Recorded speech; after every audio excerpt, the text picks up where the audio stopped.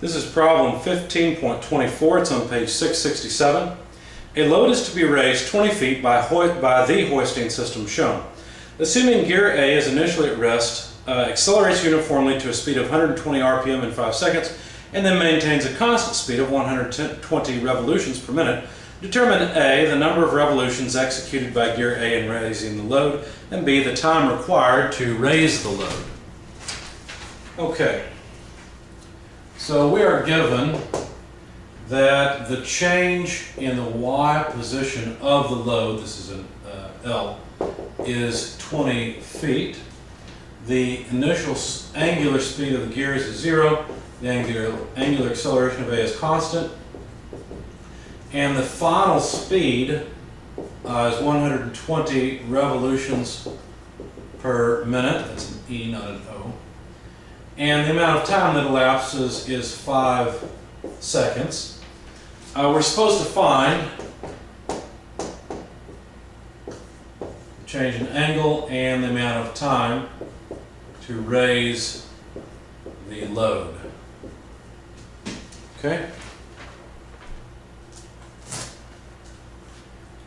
Okay, now this may be a little bit confusing because notice we're given a time here, yet we're asked for time. What are we talking about? Well, apparently what's going to happen is that the system is going to accelerate and then run at constant speed until the load has reached the desired elevation change. Now it's possible that the load could reach the desired elevation change in less than 5 seconds. We don't know.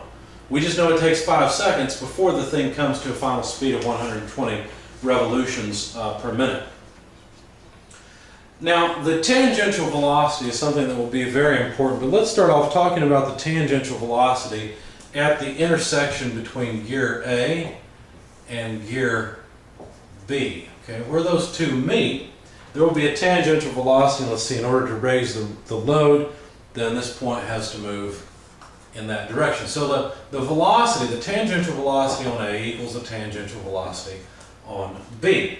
And basically from this same idea, then we can say that the radius of A times the change in angular position of A is equal to the radius of B times the change in angular position of B. This is just talking about an arc length.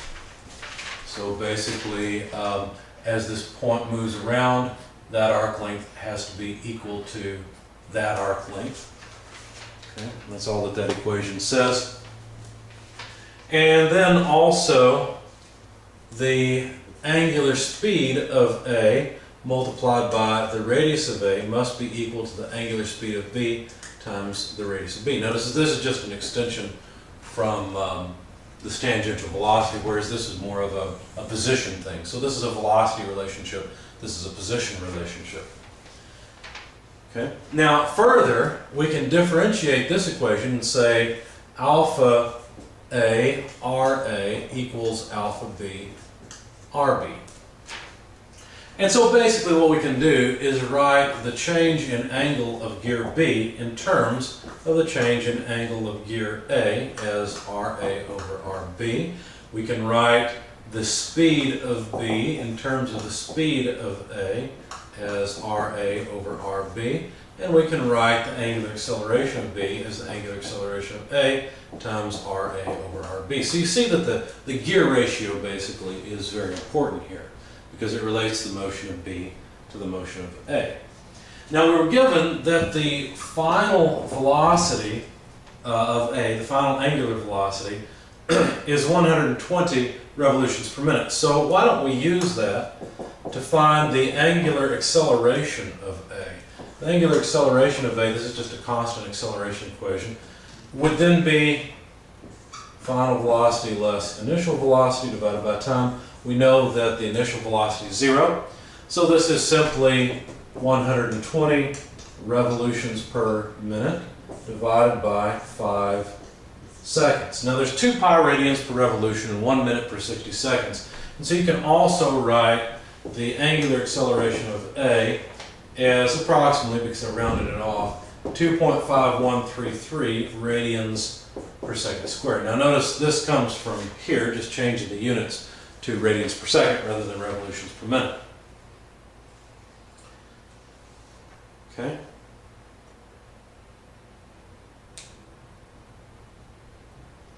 All right, so now it's convenient to have the angular acceleration because now we know the angular acceleration of B, but we should also get the angular speed of A. So basically this final speed here, we have it, but let's convert it as well. The angular speed of A would be 120 revolutions per minute. Changing that to radians per second, you get about 12.5664 radians per second. I'm just trying to get the background work done so I can get this out of the way. We don't need the the constant acceleration equation anymore. Basically, we have the angular acceleration and angular speed of A, and so now we can find the angular speed and acceleration of B.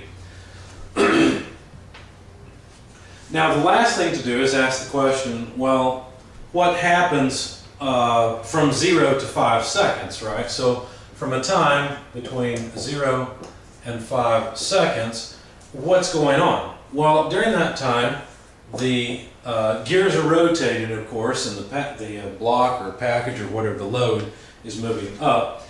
And we can use a constant acceleration position equation to ask the question, how far does A rotate? Therefore, we could then get how far B rotates in that time. So here's our constant acceleration equation for the angular change of gear A. Now, at 5 seconds, we know the initial, if we take the initial angle to be 0, then at 5 seconds, we'd have omega naught, which is 0, okay, plus 1/2, we need the angular acceleration of A, which is 2.5133 radians per second squared, multiplied by 5 seconds quantity squared. Okay, so you see how the seconds squared go away, and we'll just have radians of change.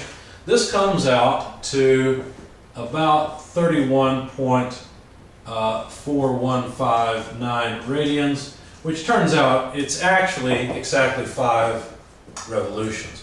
So basically what we have is that the angle of A has changed by 5 revolutions. Now you can write it as delta theta A, whatever you want to do, it doesn't matter, but that's what we've got. Okay, so now that's all the constant acceleration stuff. So we've got the angular change of A, we've got the angular speed and angular acceleration of A, and so now we can find all those things for B. In fact, for B, when you plug it all in, let's see, 5 revolutions.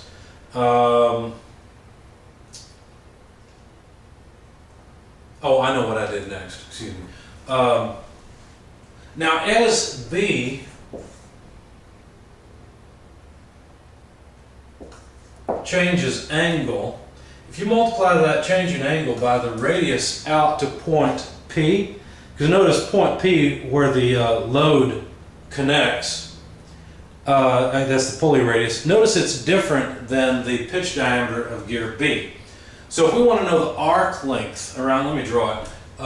Basically there's a pulley also mounted on gear B, so here's the pulley P, and the load is lifted here. So what we're really interested in is an arc length along there, because that tells us how far the load has been raised. So that's how we're going to relate back to the raising of the load.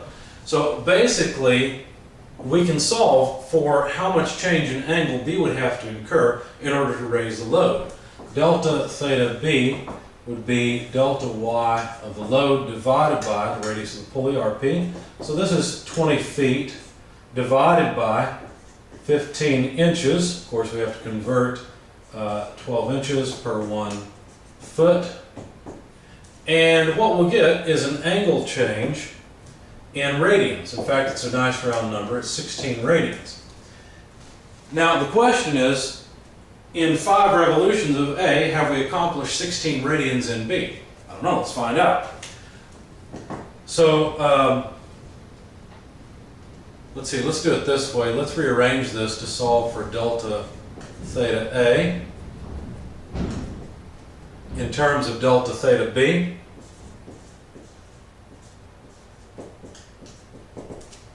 Delta theta B is 16 radians. And the radius of B is 18 inches. The radius of A is 3 inches. And so what you'll note is that A would have to change by 96 radians in order to raise the load the 20 feet. And so it's apparent that A is going to be well beyond this 5 seconds, or well, we're going to be well beyond these 5 seconds in order to raise the load. So in the time from 5 seconds to however much time you want to take, in that time there is no acceleration, and so the angle is equal to the initial angle plus omega t.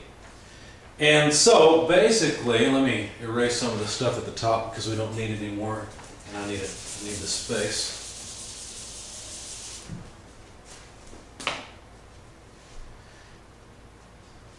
So the angle when the load is raised will be accomplished by the change in angle up to time equal 5 seconds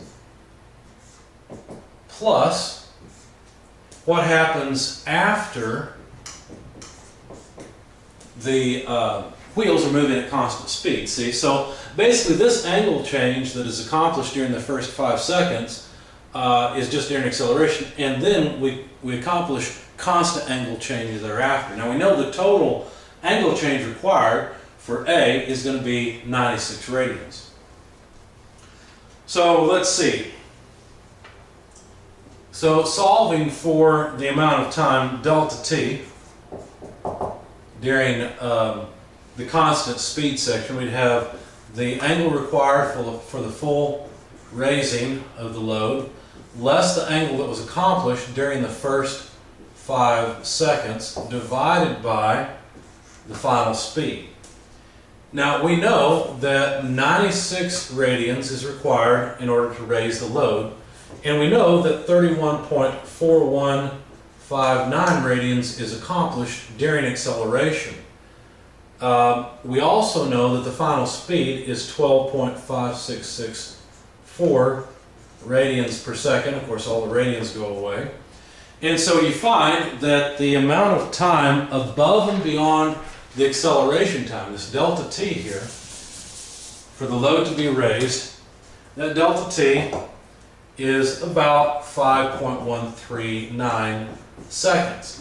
Now we know that the load is accelerated for 5 seconds and then runs for this long at constant speed. So it's pretty apparent that the amount of time required to raise the load